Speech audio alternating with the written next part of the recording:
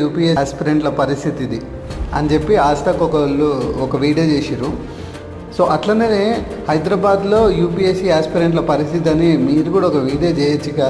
ఒక తెలుగు ఛానల్స్ అందరికీ చెప్తున్నాను, తెలుగు న్యూస్ ఛానల్స్ కూడా ఇట్లానే యూపీఎస్సీ ఆస్పిరెంట్ల లైఫ్ ఎట్లుంటుంది, వాళ్ళని ఎక్కడ వాళ్ళకి క్లాసెస్ చెప్తున్నారు, వాళ్ళ ఫుడ్, వాళ్ళ దినచర్య ఎట్లుంటుంది, వీటి మీద కూడా తీసుకోండి. ఎందుకంటే ఢిల్లీ తర్వాత అంతటి పేరుగాంచింది హైదరాబాద్ యూపీఎస్సీకి.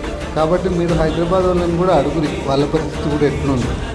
అదంతా 10,000 చెల్లిస్తారంట ఒక చిన్న రూమ్కి. చూస్తారు కదా వీడియోలో, ఆ చిన్న రూమ్కి 10,000 చెల్లిస్తారంట. ఎంత కష్టపడతారు అంటే మామూలు కష్టం కాదు. సో గవర్నమెంట్ హాస్టల్స్ అనేవి ఏర్పాటు చేస్తే కొంచెంలో కొంచెమన్నా ఉపశమనం లభిస్తుంది అని చెప్పి అడుగుతున్నారు.